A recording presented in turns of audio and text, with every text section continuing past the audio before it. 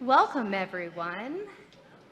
Thank you for coming out tonight to our inaugural Carter G. Woodson Roundtable at the National Underground Railroad Freedom Center. Tonight, our panelists will address why kids need truthful history classes. Thank you for joining us this evening for this timely and important conversation.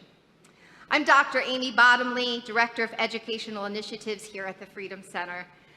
As a former high school social studies teacher and a professor of education, and as a mother, and as a concerned citizen, I've been feeling the need to address this topic for some time. This topic has dominated so much of today's political discourse, so I'm proud to be moderating this panel and providing a trustworthy public resource for those seeking information. But before we address tonight's topic, I want to provide you with a little bit of background knowledge to ground your thinking this evening. I am a teacher, so we're going to start with activating some prior knowledge. I know there are teachers in the stands. How many teachers do we have out there? That's right. About half of us. I like it. So let's consider this question. What is the purpose of public education? To answer this, we're going to go way back in U.S. history. I was a history teacher. To many of the founding fathers, including Jefferson, public education was necessary to maintain public democracy and the common good.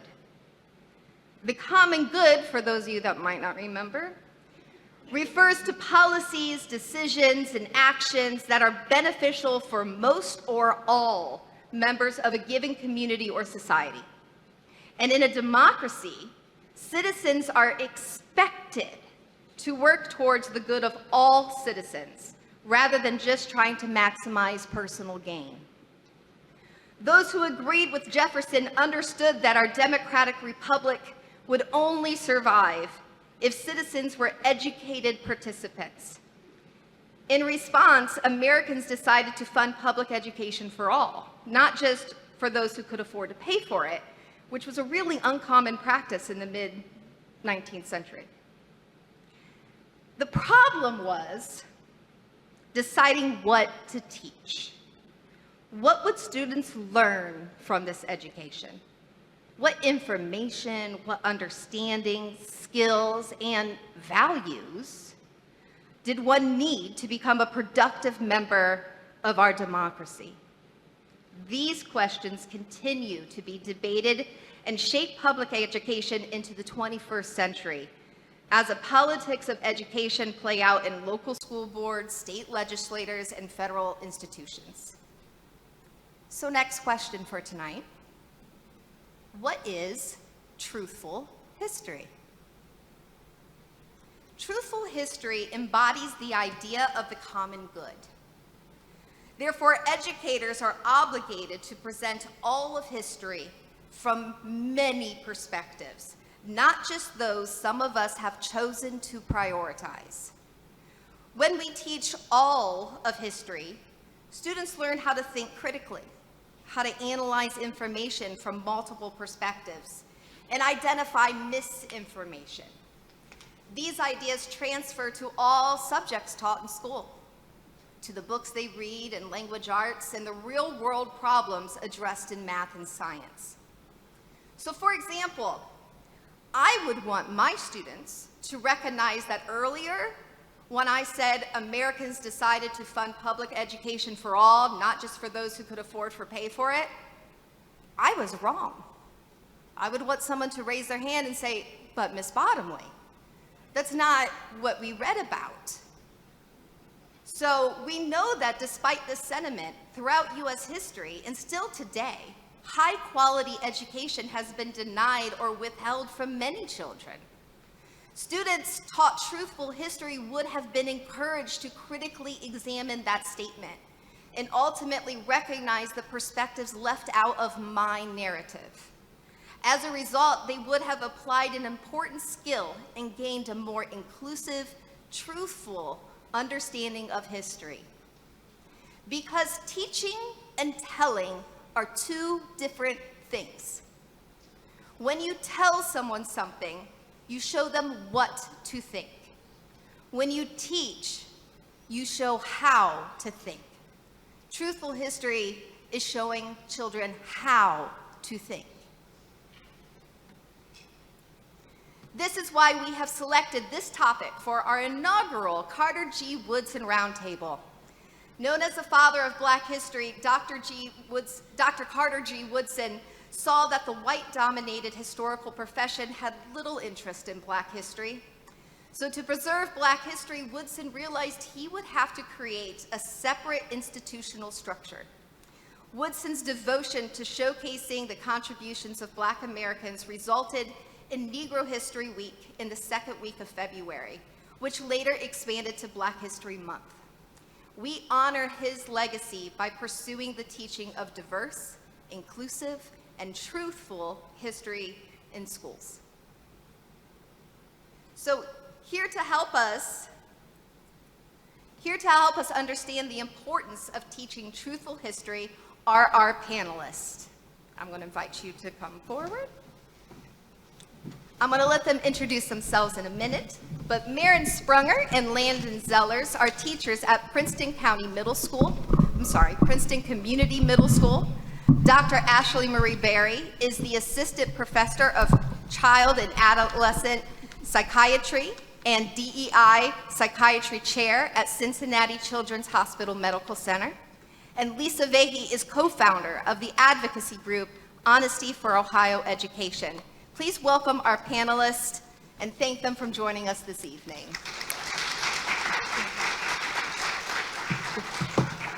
A quick note for our audience before we begin. Upon arrival, you receive note cards and pencils. Please write down your questions throughout the discussion and pass them to the ends of your aisle. They will be collected by our staff and used in our Q&A at the end of the program. We are recording, so we opted not to use live mics.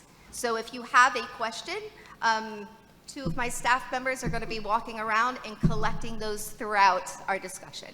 So please feel free to ask your questions.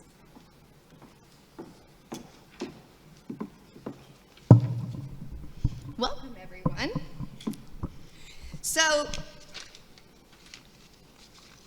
let's begin by sharing your reasons for being here today. Why is this an important topic that brought you out? And if it's okay, Landon, I'm going to start at the end with you and work our way this way. That is a pleasure. I am here today, and I feel that this topic is important, especially as an educator. I currently teach 6th grade language arts to 11-year-olds. And I think that teaching history and truthful history is important to them because I teach the age to where they're trying to find themselves, not only socially, but in the classroom, socially, their social interaction and things of that nature. And knowing that students spend 6 to 8 hours at a time in school, they're learning those important things such as social competency in the classroom. Hi guys, my name is Maren Sprunger and I teach 8th grade math at Princeton Community Middle School. And I'm a math teacher here, but I know I'm not a history teacher, but this topic is important to me because I teach, and Landon also teaches, our ESL and SIOP program. And what that is students who are new to the country, so from Africa or Central and South America. They come, they're new to the country. Most of them do not speak any English or limited English. And so in my years working with them, it has become critical that we give them experiences that are authentic to them so that they feel like they belong to our community. And I have worked on ways to implement that in the math classroom. Good evening, everyone. I'm Dr. Ashley Marie Berry. I'm a child and adolescent psychiatrist here at Cincinnati Children's. I'm also the medical director of our 2 partial hospitalization programs, one at Green Township, one at Norwood. I'm also the Psychiatry, Diversity, Equity, and Inclusion Chair and the Assistant Program Director for our residents at the hospital. I grew up in the city of Detroit, and I come from grandparents that were born in Jamaica. They actually migrated to this country in the 1940s, and that's on my mother's side. And And then on my father's side, my great-great-grandfather escaped slavery on foot from Missouri. He walked from Missouri to Michigan, and he founded one of the very first integrated towns in Mecosta, Michigan, and he actually built one of the first ever integrated schools where black and white children were allowed to sit in the same classrooms. Education and advancement of education is very important to me, and it's an integral part of who I am as a person. It is also one of the reasons why I am passionate and decided to pursue child and adolescent psychiatry.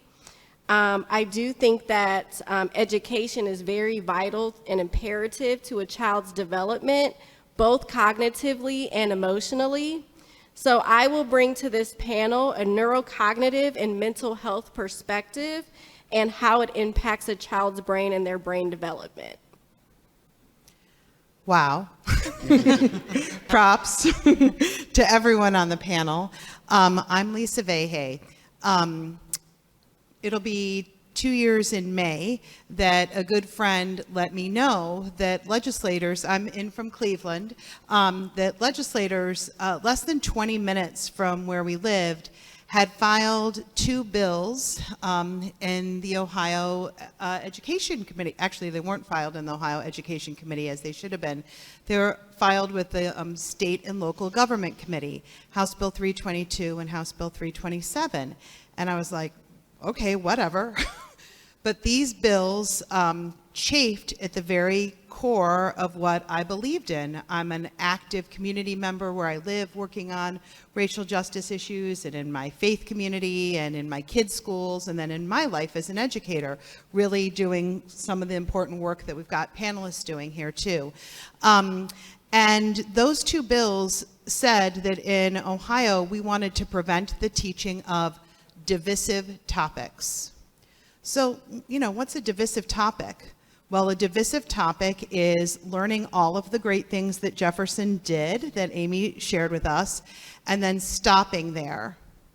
And then you would just stop, you would hit pause. Instead of ensuring that students understood, let's talk about the other parts of Jefferson's life and why it means our history is complicated, and that humans are complicated, and that no matter how old you are, you can start to figure out how to operate in complicated spaces, because divisive topics are part of being a human. And if I could protect you all with a special blanket so you would never have divisiveness in your life again, I might do that, or I might not, because that's where art and creativity and poetry and love songs come from. And so figuring out in our schools in Ohio that we want to have the teaching of divisive topics, whether they're in history classes or in English books or in music class, was super important. So along with a cohort of other folks that really believe in our teachers and our communities, we founded Honesty for Ohio Education to fight back so that legislators would hear from folks when they filed bills and know that this is not what Ohio wants, and that our voices are strong and powerful, and we can, in fact, do hard things. Thank you all for joining us tonight. I think it's going to be a really great conversation. So in the news, conversations about what should and should not be taught in schools often center around slavery, Black history, and we're seeing LGBTQ communities. These are essential perspectives for truthful history. However, there are just a few of the number of marginalized or purposely ignored perspectives that are kept out of American histories. Latino communities, non-Christian religious communities, Asian communities, indigenous communities, and we could go on. Why is it essential for students to learn about diverse communities from a young age? I can speak from like a cognitive development standpoint. So studies actually show that children begin to recognize and prefer their mother's face. Of course, if their mother is a major caregiver for that child, as early as 1 month old. So at 6 months old, an infant will stare longer at faces that have the same complexion as the primary caregiver. At 8 months, an infant will stare longer at a person speaking the same language as their caregiver. So as that infant grows, they develop a preference to faces and voices and languages that are more consistent like their mothers or their caregivers. So this will include both physical features, this will include race, which we believe to be precursors of how implicit bias is formed. And as an infant, it can be protective to prefer to stare at your mother's face because that helps that infant develop a strong bond to their mother. It also protects the children from stranger danger, which they learn at that 6 to 9 month time frame. So from an early child development standpoint, it's important to understand that there are differences in people and that initially these differences are protective. But what can happen is that these differences can start to become divisive as children age. And so I'm not to go off into a tangent about implicit bias because that's another talk for another day. I'm going to hold you to that. But diversity helps us to interrupt these biases that can negatively influence the way a child interacts with the world around them. So it is so crucial to a child's development that they have exposure to diversity of people, cultures, races, and other factors that make them different than other people. Yeah. Landon and Maren, I'm wondering if you're noticing in schools about the importance of supporting diverse communities and the importance of exposing young children to diversity. Yeah, I can start with that one. So Landon and I teach at one of the most diverse schools in Ohio, or school districts. And we have all walks of life in our building, all races, ethnicities, sexual orientation, all sorts of diversity. And so our school and our teachers, admin, do a really good job of creating an inclusive space for those students. And it shows students see, our Black History Month, our Asian and Pacific Islander History Month, all sorts of different things to make different groups feel included and supported. But I've also been in districts where there is an absence of those conversations, and it shows for students of color, students who identify maybe not, with the, sexually orientation or something otherwise, it can lead to kind of reverting and feeling isolated and then not wanting to branch out and discuss diversity or have tough conversations. I would agree with Maren. I think also being a teacher that teaches our ESL population, that it allows our students to not necessarily question so much of what is going on when we do have students arrive throughout the year. Typically in our classrooms, we'll go from 4 students at a time, and it can grow from 2 month span to 16. And a lot of the kids can look and wonder where are they coming from and things of that nature. So we like to have that open platform and safe space for the kids to be able to have those discussions and understanding. I'm going to go off script here for a second. I know we prepped so well for this, and I'm going to throw them a loop. But you've spoken really eloquently about the need for students who come from often marginalized groups to feel safe and welcomed in classroom spaces. But what would you say to those that would comment that there is a lack of diversity at their school, that all of our students fall into very similar demographics? Therefore, we don't have to talk about diversity because, and what I've heard from former students before they were taught, is that it wasn't a problem at our school, so we don't need to speak about it.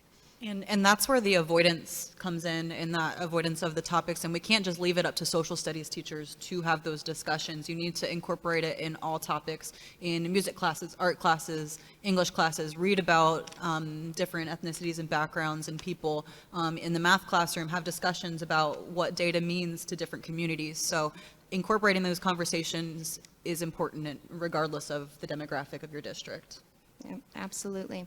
So Dr. Barry set us up and recognized that children notice physical differences, such as race, from a very early age. And they also observe and can understand injustices among people. However, we know that, and research shows that not all caregivers discuss race, identity, and racism, and some avoid the topic altogether. And what are your reasons for encouraging people to talk about these topics with their students, both in the classroom and at home?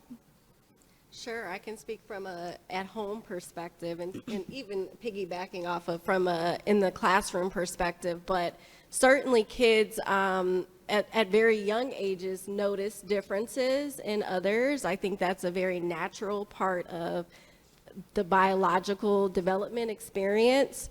And so it's important that parents guide that curiosity in a healthy way. Avoiding the topic altogether does not help. It actually breeds fear, and avoidance leads to fear, which then leads to anxiety. And I work with kids that have a lot of different kinds of anxiety disorders, and we know that that's an unhealthy coping way or coping mechanism is to avoid something that feels different because it feels uncomfortable. And so one of the things I teach is that we actually push and encourage kids towards learning about the differences, asking questions, leaning in on what is different, because that is going to help them grow. That's what's going to help them cognitively develop critical thinking skills and other types of important cognitive skills that kids need to develop. All start from curiosity and noticing things that are alike and things that are different. So it's okay to notice that. It's just that we don't want to avoid it because that makes that child feel that there's something wrong with that. And that's not what we want to teach the children. So I'm going to give you an example. It's something I overheard just at our MLK Day celebration that we had here. I was up on the 3rd floor, and we had a big crowd that day. And there was a mother and her child. Both of them appeared to be white. And a black woman walked past, and the child innocently looked up and said, "Oh, wow, that woman is so black." And I think I'm not the only one in the room that has children that have said comments like that and made observations in public. And we may not have been raised having conversations like that in the household and may have been told, "Oh, don't talk about that," or being embarrassed by saying that. Then I'm curious what you would suggest would be an appropriate response to your child if they said something like that. Yes, that's a really good question. I mean, certainly we want to be mindful that our child doesn't like blatantly offend, but I think that child was just curious and like noticed something. And so that mother could have, definitely explained to that child that, we are, there are different people that have different races and different colors, and that different complexions are beautiful in many ways, and that there are, socially acceptable ways of pointing those things out for sure, but that asking questions about, the differences is really important to help guide that child and answer those questions. Yeah, so we don't want to shame the child, but we do want to, definitely make sure that child understands what, what could be perceived as harmful or not harmful. So just to finish the story, the mom did a beautiful job, from what I understood, to her 2 or 3-year-old daughters, which she said, "Yes, and isn't her skin gorgeous?" was the response that she gave in that moment, and walked away. And I thought, oh, how well handled at that moment, and what a great learning opportunity. So critical thinking is one of the things that gets brought up a lot when we talk about the need to teach for truthful history. I spoke about it at the beginning when I opened up this evening. I'm wondering and hoping if someone would like to explain the importance of critical thinking and how it's taught in schools. I can, yeah. Oops. Oh, I thought it spilled, sorry. So obviously I teach math, so it's something that I try to emphasize, okay, you need to think critically about this problem, but a lot of parents and even teachers don't understand what critical thinking actually means. It's really just the ability to analyze, synthesize, evaluate, use, all the Bloom's words, but it's the ability to take information and do something productive or have a discourse about it.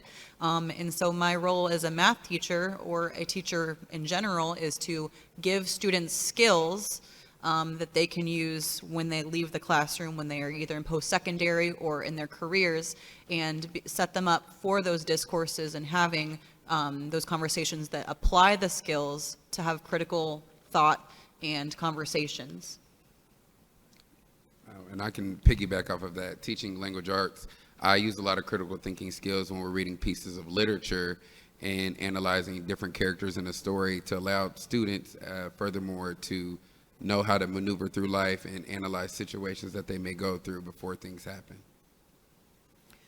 You just listened to brilliant teachers talk about this, and that's one of the things that Honesty for Ohio Ed we've been really passionate about, which is Ohio educators really do know what they're doing when it comes to the teaching of history, when it comes to creating a meaningful ELA and English language arts curriculum, when it comes to thinking what's developmentally appropriate for our kindergartners versus our 7th graders versus our 12th graders. And one of the things that we try and encourage legislators who want to interject extremist policy into Ohio classrooms is to stop and get with some teachers and ask the teachers in their district or go to the incredible professional organizations that we have, the Ohio Council for the Social Studies or OCTELA, the Ohio Council for the Teachers of English Language Arts, or any of the other. The National Association for Social Workers has a really active Ohio chapter as well. And to turn and ask the experts who include educators for sure, but in really strong education settings, also partnerships with school leaders, with family members, with school board members, and with the community as well, and really stop and ask, like, what do we need and want for our kids, and how do we get there?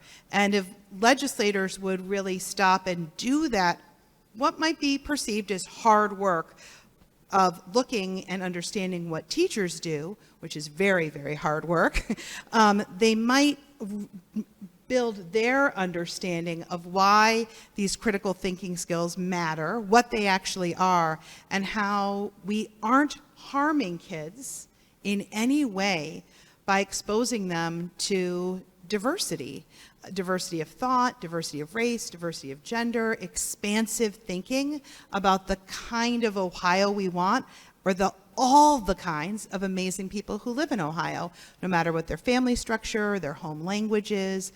There's nothing to fear there. And so we really ask our legislators to partner with those of you who are experts. I'm going to expand it to doctors now. Watch out, Dr. Barry, or you'll be like, oh man, I have to talk to that legislator again.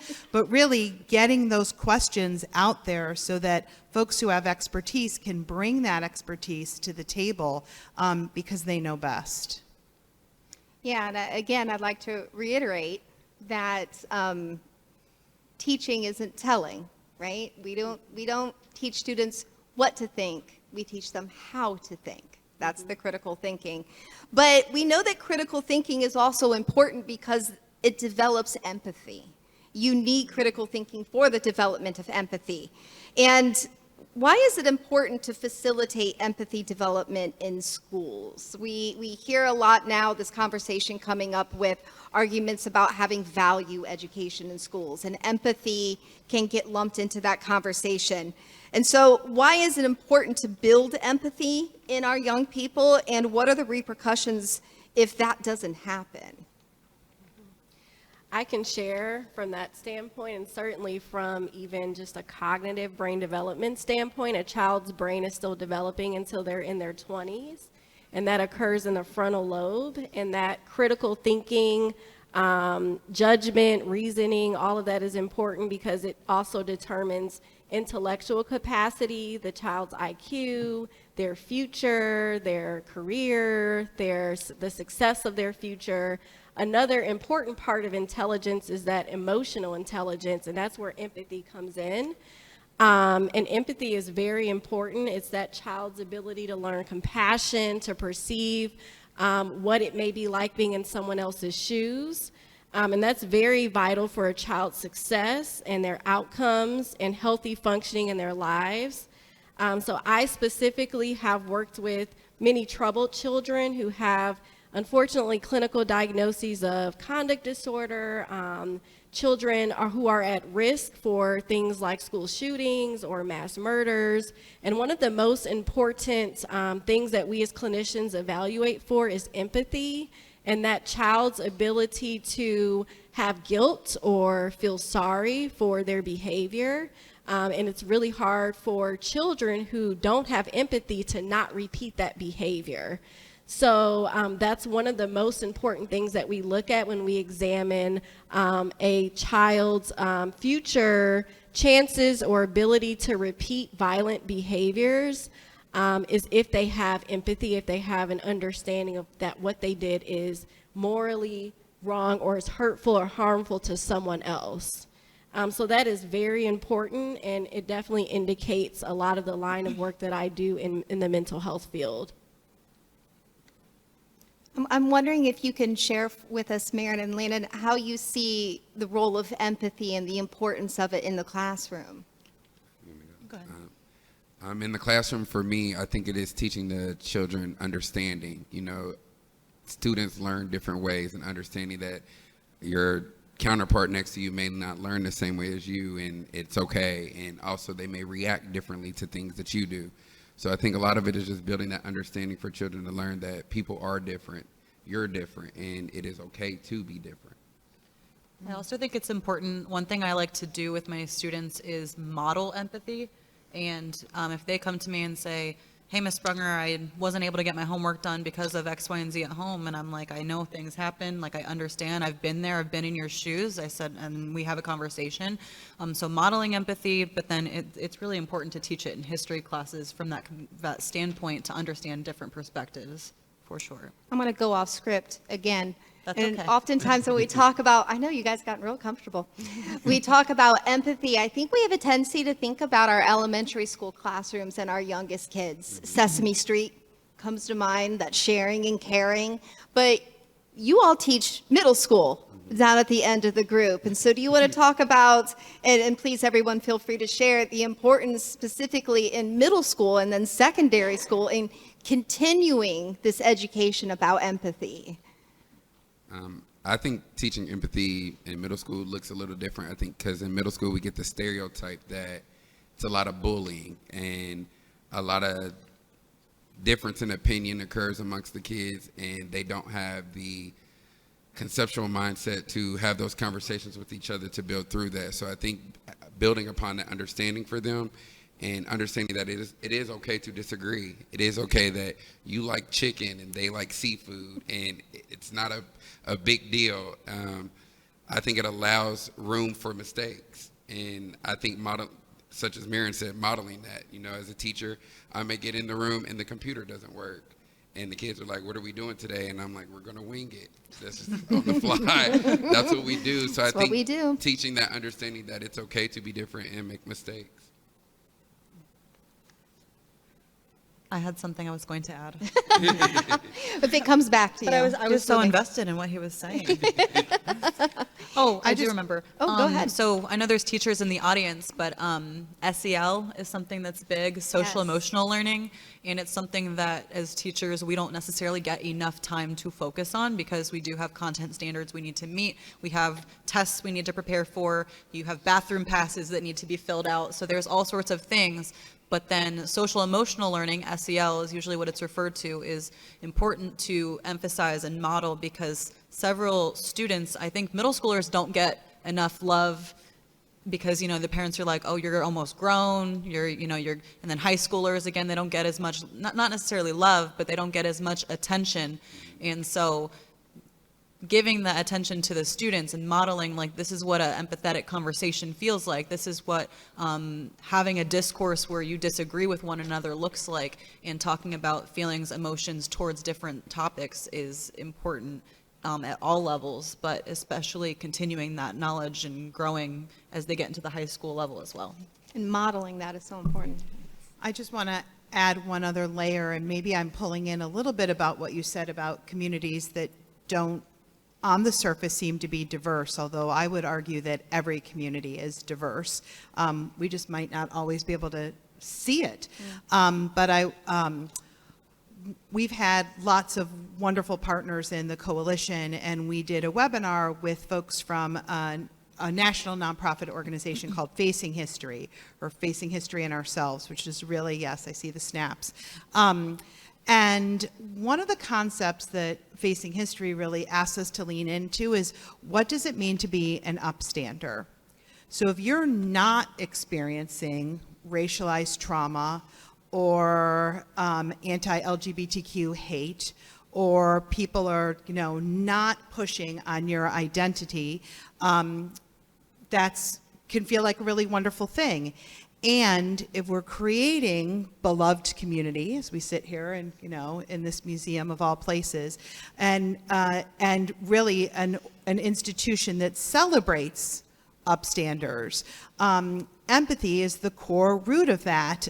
Even though I am not hurting, I can feel your hurt and I can do something about it, because my humanity is tangled up in your humanity. And if you are hurting, that's not good for our community. So teaching kids empathy so that they can also take action is a bit of that piece. Like, I'm so grateful for the work of thinking about yourself, but I'm also really motivated to create the kind of schools where our interconnectedness, our need to be upstanders, is also centered. And that's just an additional lens of the empathy story. Yeah, you can't take action. You won't take action if you don't have that initial empathy to do that and create change. So yeah, that's really, really important. I see people writing on their note cards. This is a good sign, so I want to make sure I leave lots of time for questions at the end. But we've come to that part in the evening where I had a plan to address some of the common arguments out there against teaching truthful history. And there are many arguments against teaching truthful history circulating in the media and online platforms. And I'd like to give you all the opportunity to address the misinformation in some of these arguments against teaching inclusive, truthful history. So one of the common arguments that you hear, or points of view, is that teaching about slavery is unpatriotic. It teaches students that America is not a great nation, that patriotism is a theme, being a proud American is a common theme in arguments against this type of teaching. And so I'm wondering if we have thoughts about the misdirection of that argument. I think I promised to jump in on this You one did. on the prep I had call. your name Yes, right here. LV. Okay. I want us to reframe that around the teaching of enslavement and the history of enslavement of our country is not unpatriotic, but it is absolutely hard. And I just want a hard stop there. It's hard. It brings up so much, and it can be painful to celebrate Jefferson and then to teach the full story of Jefferson's story in our country. And but I want to counterbalance that. I mentioned Facing History and Ourselves, but I also want to mention another really amazing organization called Learning for Justice, formerly Teaching Tolerance for those of you who are teachers. And they ran an incredible podcast called Teaching Hard History, starring Professor Jeffries from Ohio State, right? I see some people nodding heads. And that idea that I love, Landon and Maren, the way you two are tag teaming a little bit, because it's showing me that you're in community. And if you had to do something hard or something hard happened or you flubbed, because teachers do make mistakes sometimes, you would have community. You'd have someone's door and be like, I got to talk to you, kick this kid out of here because I need 10 minutes right now after school. And you'd have the opportunity to problem solve, to be in community, because we don't have to do this work alone. So recognizing that you can be in a learning community, listening to a podcast or joining professional development or finding resources and then communities that are using these resources means that you can say back to someone who might be saying to you, I don't think we should do that. That's unpatriotic to say, can I share a different view on this and how we're handling it and how I know teachers are handling it? So I feel very strongly that we can build our knowledge so that we can respond to folks who say that in Ohio and the world. Yeah, and I think that's it's something too that the argument isn't binary. It's either we're great or we're broken. We're a work in progress, right? We take steps forward, we take steps backwards throughout our history, but we learn history to understand our today and create a better tomorrow. And if that's the end goal, then we're all working towards something great and very patriotic. Another common argument that is found is the idea that when you bring up racism, white kids start getting defensive, thinking that they are to blame. And this is where we come up with the common theme of shame in this conversation. This kind of teaching promotes white children to feel ashamed is an argument. And so I'm wondering how you would address that. So when I was a pretty new teacher, it was during the time of Black Lives Matter, the White Lives Matter, all of those topics in the news. And I had some white students who were feeling very uncomfortable in the classroom because certain things were being said. And it was clear to me as a teacher that there were other things going on, that the lesson could wait for 5 minutes for me to have a discussion. And so I wanted to put it in a perspective that they could understand, where everyone in the room could participate and understand like discrimination. And so I talked about ageism, because they're all 13 years old. And so we discussed ways that, I hate when they make me sit at the kids' table at Thanksgiving and all sorts of things like that. And they were kind of all talking about, benefits of being older and this and that. And so they were able to kind of understand, because people of certain ages get certain treatment, and they started to have those discussions. And it was, instead of you versus me, it was, collectively we're starting to understand how to tackle this together. And it really did kind of make things more cohesive. Now, obviously, I didn't get into everything that's on the news because I don't got time for all that right now. But it was a good opening conversation, and I've actually continued to have that conversation when it does come up, and it's really successful with the kids. I appreciate how you centered the conversation around justice. What is just? What is fair? What is not fair? And that is an opening then to think about the world around them and recognizing injustices when they occur and when they see them. Yep. I'll just add Sure. to that too. I think Lisa said it really beautifully that it is not easy to have these conversations. It's uncomfortable. So I think acknowledging that and validating that is really important. And so the goal is not to make anyone feel ashamed, but I think that if we don't know our history, then we're likely to repeat it again. And so it is important that we're educating our kids on the truth of what has occurred in our history, so that we're not going to make the same mistakes in the future. And I think, like I said, being able to acknowledge that it is difficult, it is uncomfortable, and validating that is really, really important. Speaking about comfort, the other argument, or I guess reasoning for not doing this type of teaching, is the discomfort that some white teachers can feel talking about discrimination, racism, and white supremacy. So, and it's not just teachers, parents can feel that discomfort as well. So I'm wondering if you have advice or thoughts for those individuals.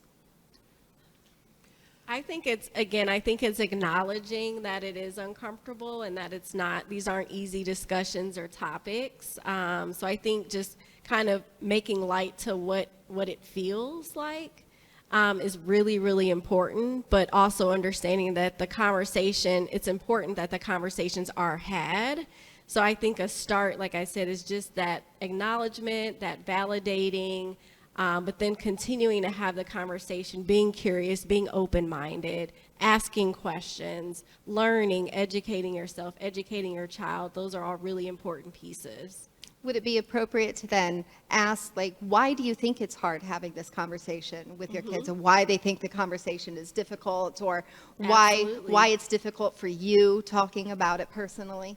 Absolutely, yeah. I think absolutely those are very important things to consider and to ask the child as well. Yeah, I've always find taxiing children from one place to another when they are stuck in the car with you is a great time for these conversations. So that would be my recommendation to the group. To build on what Dr. Berry was saying, I know that Lisa, earlier you mentioned teaching tolerance. Yeah. Teaching tolerance in 1 degree shift is something that Landon and I work with at school. We are part of our equity group, which again, not all districts have, but we're fortunate enough to have a district who is working towards implementing these conversations once a month in our morning meetings.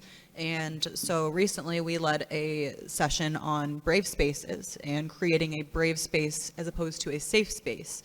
And a brave space is creating an environment for either your children or your family or your students in your classroom, and setting up the foundation to have those difficult conversations and making people feel comfortable in what to do and how to approach them and how to actively listen and interpret and not, take up all the space when talking, but to also listen, take time to reflect and react. And so kind of shifting from a safe space in your classroom to a brave space where students feel more comfortable to have those discussions is also important. And I was going to piggyback off of that. The amazing thing that we do is we're actually manipulating that with actual adults and teachers, and not just teachers, but as far as custodians and security guards, we're all implemented in groups, and we're trying to maneuver on how to have those conversations with students. And I would say for districts who might not have those resources or support, colleagues are usually more likely to listen to each other. So if you can kind of start having those conversations and being the brave one to bring them up, it is helpful, but also using resources such as the ones that Lisa brought up is also a good way to advocate as well. Yeah. So diverting just a little bit, and Maren, I know this is something that is particularly important for you. She was like, we for sure have to talk about this point. So a common argument that we're hearing is that sexuality should not be taught in schools.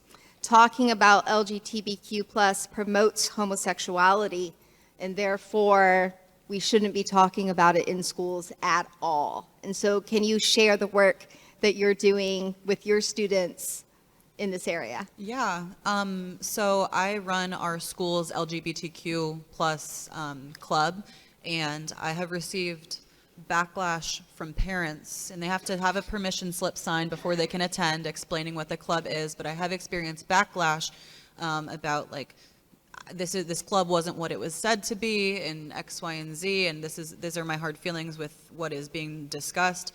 But what the club is a safe space once a month after school. Students who are identify LGBTQ plus or are allies, or any student who just wants to be included and have a sense of community, all are welcome. And our goal is to kind of promote inclusion and understanding all perspectives. And we just have conversations. We really just color and listen to music and have conversations about our feelings, but it's a really good time. I want to go. But we talk about ways to implement, like, what are you hearing from the teachers? And it gets the students get to tell me what they are experiencing at school from the teachers, what they hear in the hallways.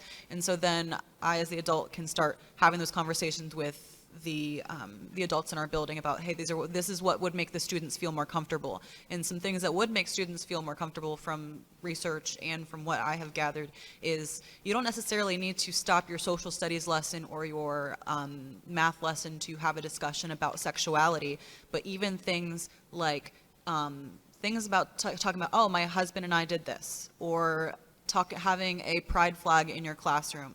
It's not even referring to it. It's just hanging there. The students know that you're a safe space. They feel comfortable with you. It's just, I have a little pride flag on my badge. I've had students come up to me and say, oh my gosh, I love that. But also students it doesn't pertain to. They just keep on walking and it doesn't hurt anybody. And so just kind of creating those spaces where, no, we're not teaching sexuality. We're teaching inclusion and understanding and empathy again. I think that's a very important distinction to make there. If anyone wants a water bottle rainbow sticker that says Honesty for Ohio Education on it, there's a basket of them at the top of the stairs. But I just really do want to say LGBTQ lives are under attack in Ohio. And I really want to make sure that we find our voice to stand up and say that that's not okay. And I agree, and I absolutely agree with the work that you're doing. And I hope that you might weigh in a little bit on this, Dr. Berry. We really have a concerted effort among extremist politicians to hurt and harm kids. And I'm really worried that unless those of us who feel neutral about this, we need to find our voices and stand up when we have that opportunity, or when someone asks you to stand up to say, what can we be doing? We've sort of have run the cycle of some of the anti-Black legislation here in Ohio, but it could come back at any moment. The divisive topics, the idea, the anti-CRT legislation, but now we're in the don't say gay phase of battling legislation here in Ohio. And Amy, you really alluded to this. Around the corner could be, I think, is lurking some anti-social emotional learning sentiment in Ohio as well. And so I think I would love to ask people to be a little brave about where they're putting their sticker and what they're willing to talk about, and how they're willing to step up a little stronger into allyship in Ohio right now. Yes, and I'd like to add to that from an adolescent medical and psychiatric health standpoint that I've seen a huge aftermath and repercussions of what this bill has done to the adolescent population and kids that I see. We've had significant increase of kids really struggling with a lot of anxiety, depression. They're just feeling isolated, alone. They feel like people don't understand them, people don't accept them, they don't feel cared about, they feel forgotten. And we are working with those kids. Unfortunately, that bill also meant that we cannot provide gender-affirming care.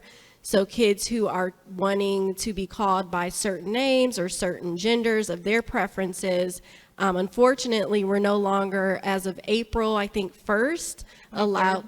I think it's 23rd. 23rd. Yeah. Thank you. We're not allowed to give them that care. And to me, I just personally do not feel that I'm able to give good care unless it's comprehensive. But certainly I'm seeing that population really being targeted, and we are seeing an increase in depression, suicidal ideation, suicidal incidences. We've had increases in kids coming into the hospital because of how they are struggling with that lack of community support. And so it's just been really pretty devastating to witness. I also wanted to tie on that a little bit of a personal realm of it. I think positive representation, especially within our school district being so diverse, and I myself being Black and belonging to the LGBTQ community, I'm also the varsity cheer coach in our district. And I think that a lot of our young heterosexual men look up to me as a very strong role model. A lot of them, can walk through the halls, and Maren can attest to this, that they call me their dad. They want a hug. They want me to see the work that they're doing. They invite me to their football games and their basketball games. And, you walk into my classroom, and it's such a safe space to where the kids flock to me, and their chairs are rolled all up to my desk, and they just want to have those conversations and be open. And I think displaying that in the classroom and in the school setting, it's not necessarily has to be a lesson. And that narrative that we're painting, that it has to be, we're teaching this lesson to these students that, being homophobic and this and that and other, and it's not that at all. So that's kind of where my standpoint. Yeah. Thank you for sharing that, welcome. everyone. I've been told that we have note cards. So, and I'm apologizing for the skipping here. I had some PowerPoint issues. But as we look through these, I did want to, what we want to make sure that we do here is that at the Freedom Center is we always want to empower our audience to make positive changes. We want to inspire our guests to take action in the world. So despite all these arguments we've been hearing about against teaching for inclusive, truthful history, there are still amazing teachers and parents supporting inclusive education. There is really good work going on. And for those seeking resources about how to support this work and how to continue this work, I wanted to point out, if you want to get your cameras out and snap a picture, on the Freedom Center's website, you can find teacher resources, but there are also parent resources for, we create materials based upon a teaching for social justice framework. And it includes teaching critical thinking skills, teaching for empathy, all of these things that we've been talking about tonight. But I also wanted to point you in the direction, in Lisa's direction. Honesty for Ohio Education is my go-to place to find out what's going on with legislation and to keep informed on those particular topics. But I want to invite our panelists here to leave us with some advice for you all about things that you can do, and then I will get to your questions. Things that you can do, advice that they have for those looking to take action. So Lisa, if we want to start with you and we can work down and let you guys give your advice to the crowd, and then we'll get to our Q&A. Sure. My first thing is vote, and that won't surprise anyone. Yes, hooray. February 20th is the last day to register to vote in the primary, so it's super important for you to think about some young people, a new neighbor, some folks that you can text to make sure that they're registered, and share the ideas about why it's important to vote, because we have some really depressed and disengaged voters in Ohio, and I know we can do better. Every one of us here can re-energize someone for that effort. And if you go to vote411.org, vote411.org, for those of you watching the video at home afterwards, you can do that too. You can use the resources there to check your own registration and to encourage someone else. The second thing I just want to encourage people to do is be in community. And whether or not that means having a great teaching partner next to you, joining an organization like Honesty for Ohio Education, collabing with your neighbor, showing up at community events. But it is everything that we do in working for justice and seeking beloved community is better when you're in community. So it's very hard, and there's so many great lessons from the civil rights movement about what Black communities have done when this work feels relentlessly hard. And again and again and again, I am reminded of Dr. King's words about how important building that beloved community is, and just want to encourage us to lean into that hope and possibility. I completely agree with that, and to piggyback a little bit off of that, I think having conversations as a family is really important, so that community together, even just within the own household with the children and the family, is really important. Engaging your primary care physicians, engaging mental health providers into conversations about your child's development, how to hone in on them developing those skills is really important. And remembering that a child's development really is dependent not only on the teachers, but really every adult, and that's really consistent in that child's life, is very important. So engaging the other adults that are involved in that child's life, and continuing to have conversations with that child, answering questions, and encouraging the curiosity is very important. Nice job. I was thinking about what to say. One thing that I see a lot in the news and the media is I feel like there's a conversation of an attack on teachers. And what I want to tell parents is Teachers and parents, we're working for a common goal. We want what's best for your child. We want the best for their development, for their academic success, social success, and we really do want to help you model, help those structures and strategies that they need to succeed. And then another thing that I was going to say is try and go to a board meeting in your local district, whatever district you live in. The board meetings, it's interesting learning how the money is being spent. It's interesting learning what types of decisions are being made for your kids' future or the children that live within your neighborhood. So I would encourage you and advise you to try and go to a meeting. I think, in my opinion, I would say educate yourselves. It's an ongoing basis. I think that pick up on different resources, different opinions, and also have that critical thinking point when you are analyzing those opinions and those different resources.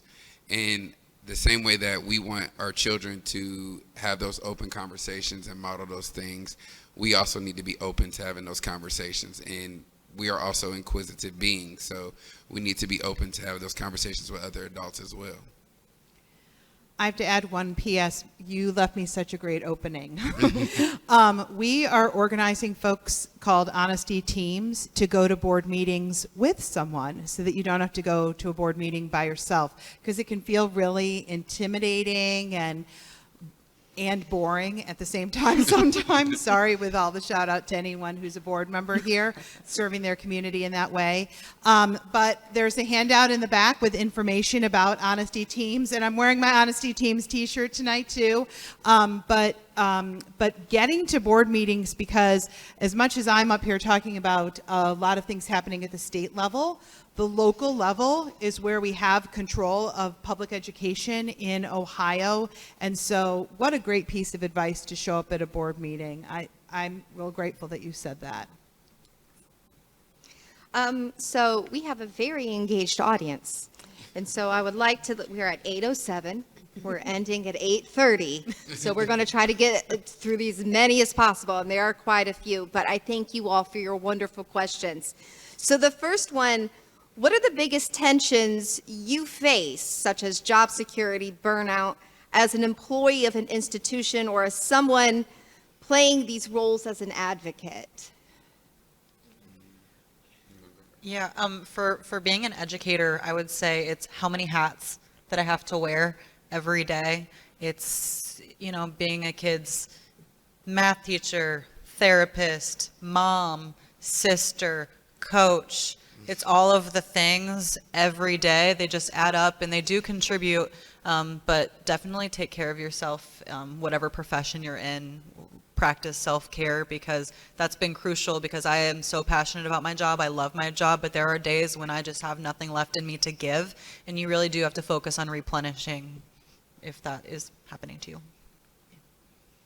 I would piggyback off of that, and I would say the balance. Learn balance. Learn that there is always going to be guilt, and I have it a lot of the time where you want to be the superhero, you want to save that child, you want to save even that parent. It may be necessary. There's times that you'll get a call from a parent and they don't know how to maneuver through things. But no, it's okay if you're not able to assist. And I think that's the biggest thing, is you have to learn that balance. Yeah, absolutely. Is modeling inclusion, teaching children to welcome and connect with others, incorporated in state standards? Can you repeat that? Yeah. Is modeling inclusion, so teaching about and modeling inclusion in the classroom, is that incorporated in Ohio state standards? I know that there are social justice standards. However, like as a math teacher, I'm only required to follow the Ohio State standards for teaching mathematics and mathematical practice. So there is no requirement on my end, like as a teacher. And for social studies, there are not. However, Ohio does have an excellent strategic plan. And there's 3 core principles of that strategic plan: equity, partnership, and quality schools. And we are former State Board of Ed, which has undergone some really complex changes with the 135th General Assembly. And it looks a little different than it looked a year ago, in 2019, actually, when the strategic plan was first adopted. We do have a vision in Ohio that centers equity. It's one of the 3 core tenets of our state's education strategic plan. So it's really important to recognize the role that standards play, but also the role that other core documents of our state play, including model curriculums, our strategic plan, and then much of the work that happens, which is at the local level, and those commitments at the local level to things like inclusion, equity, belonging, and other tenets that help create great schools. I'm noticing a theme in these cards. We obviously have some educators in the audience, possibly some new educators in the audience, and I just want to tell you these are all great questions, and we see you and we hear you. And please stay afterwards. I'll give you my card and email. We can continue conversations and stuff later on if we can't get through all these tonight. Have any of you encountered a situation where colleagues demonstrated bias? And I'm going to assume this in being that they demonstrated bias and it led to a negative interaction with a student or another colleague. Yes. Yes. Yes. Yeah. Go ahead first, Lisa. Yes. I'm guessing like part 2 of the question is, then what should you do? And I'm, again, going to share a resource, but there's a wonderful series of podcasts from an instructional coach named Elena Aguilar. And Elena has a framework for interrupting bias when you see it present in a colleague, or if you're a coach with someone that you're coaching. And that framework is really rooted in the idea of being an upstander. And it can be really hard. Remember, if you see something, say something, right? But there are toolkits for what to do and how you can do that. And I also want to say exactly what you said. You don't have to, you can let go of the guilt of having to say something every single time. But go knock on the person's door who's your colleague and be like, hey, it's too much. I really need to rehearse and get ready to do this. Where's that framework? What are you supposed to do if you're about to call someone in? It's way better to call someone in than call someone out, and get with a toolkit that helps you do that well. I do want to add to that. We all have biases, implicit biases. Every single one of us do, and me included. It's so important to understand what your implicit biases are and how they can affect other people. And so thinking about at my hospital at Cincinnati Children, some of the work that we're doing is looking at our own biases and understanding how it impacts inequities within our own health system. So just to give a statistic, not necessarily one that I'm proud of, but I think it's something that is probably pervasive amongst other hospital settings, not just our hospital.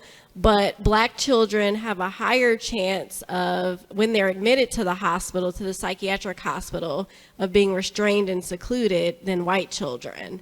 And we see those numbers. They also have a higher chance of being admitted longer, and they have a harder time being placed in a home. So those are examples of biases that exist and how they impact and create inequity. So there are biases out there for sure, every day, all the time, it's seen. And I thank you for sharing that perspective. I've also heard of the way to interrupt it in a positive way that is well received. And some of the